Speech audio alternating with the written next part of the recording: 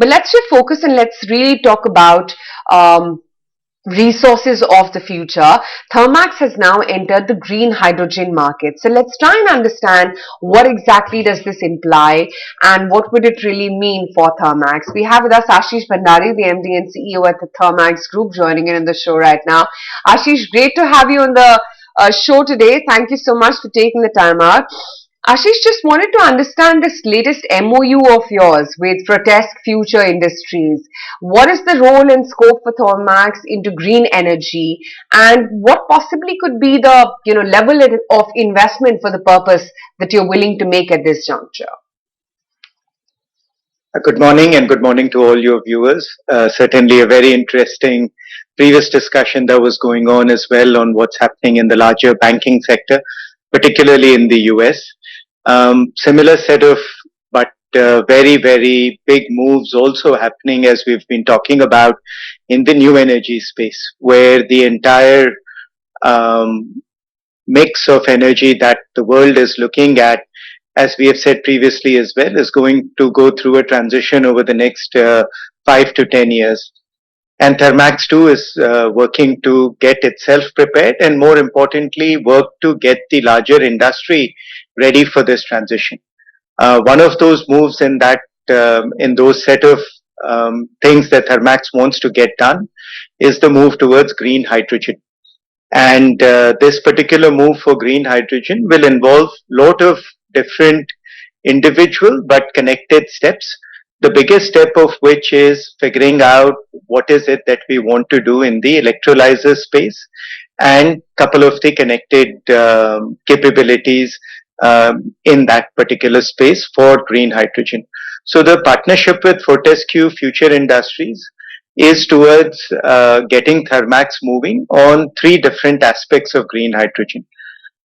First is the ability to do EPC of green hydrogen projects, which is helping our customers set up these large projects. And you can see even in at some of the other announcements that were happening, there are a lot of companies in India looking to set up green hydrogen projects.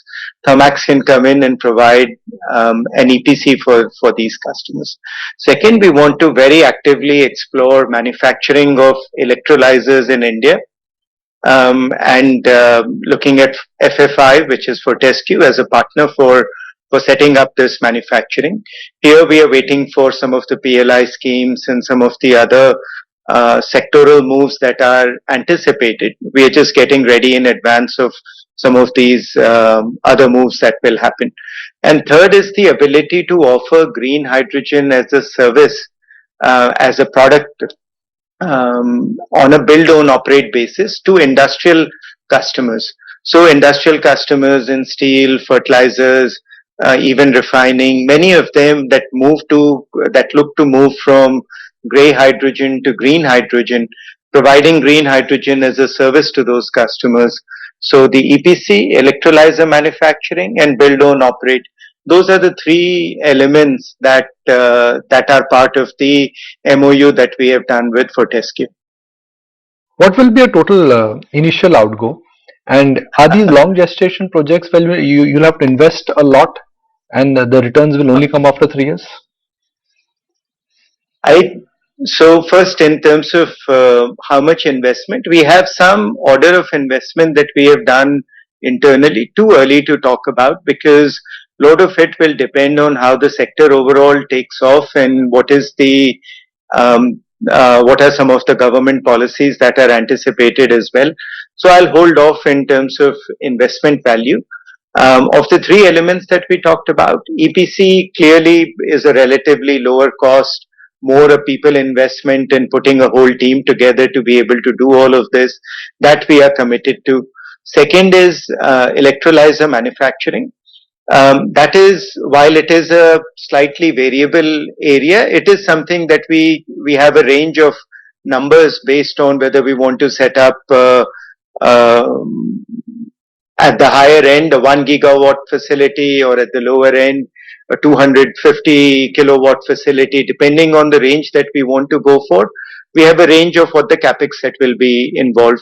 The third part, which is more longer gestation and perhaps longer contracts, is the build own operate version, which, as I said, we will limit ourselves primarily to industrial customers and to smaller projects, which is not Thermax's intent to go for large utility scale projects.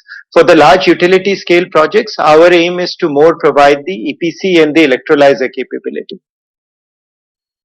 Sure. Also wanted to understand whether you're going to be exploring these green hydrogen projects outside the country as well. So on the outside the country, the first and the second elements, which is the EPC and the electrolyzer manufacturing capability that we look to put in place, will both be for India as well as for global markets. And we do think this is competency where India as a country provides strong engineering basis, and with some of the benefits that are expected from the government, potentially a strong made in India and a manufacturing basis as well. So for the first two buckets that I spoke about, yes, we will explore global opportunities as well. Could you give me some, visibility on what the order book could look like, both as, exports as well as domestic? I think too early to say, and we may have to wait as much as a year to get any visibility into these things. Yeah, even on the Indian front, I would say the last few months things have been slightly slower than what I would have expected. The PLI for electrolyzers, it's not imminent when they will come out. Also, there was expectation that certain industries will mandatorily have to use some amount of hydrogen as green hydrogen. That policy is also now being passed on to an empowered group, which is the news that came out last week, as opposed to the MNRE deciding on some of these requirements for the industries. So I think that decision and that discussion will also prolong for a little bit. We come in with the confidence that both of these things, it's not a matter of whether it will happen or not. They're more a matter of when it will happen, and we are looking at the sector more for the next 10, 20 years, and not in the immediate next 12 months, I would say. Fair point. But tell me, green hydrogen, I'm guessing, requires a lot of R&D and economies of scale as well, right? What are the roadblocks that you see in the implementation of green hydrogen technology? I think you hit the nail on the hammer on the head of the nail. The two biggest things are, one, technology and R&D. Here, there are some parts of technology, especially the ones around how the electrolyzer cost and the efficiency of the electrolyzer improves, is a area where globally there is a lot of work that is going on. And even today, you can think of maybe there are 50 plus startups that are working on some aspect of electrolyzer portion globally. And the partnership that we have done is also done with that in mind, that you want to have a partner which is working at the cutting edge of this technology and is working not just for where the technology is today and tomorrow, but for where the technology may be 5 years from now. And that was the toughest part of the work that went into choosing who the right partner would be. And in FFI, we think we have the right partner. For FFI also, the question then is, where do they want to expand? Because there are a lot of opportunities globally for them to expand. And if they are choosing India as a market, India should have the necessary basis on why this is a place where they would like to expand, which in their opinion it does. And then second is, why would they want to choose Thermax as a partner? And that is basis of our engineering capabilities, our ability to localize, our ability to understand all the various elements. So the idea on R&D is to partner with best of what the research can bring about, and then how do you localize something? And if you can marry the two elements out, then you have a good partnership, which is what we think. Seem to have snapped the audio right there.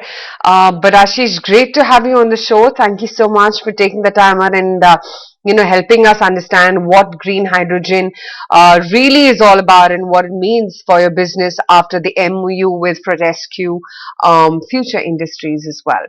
On that note, we're going to take a very quick break.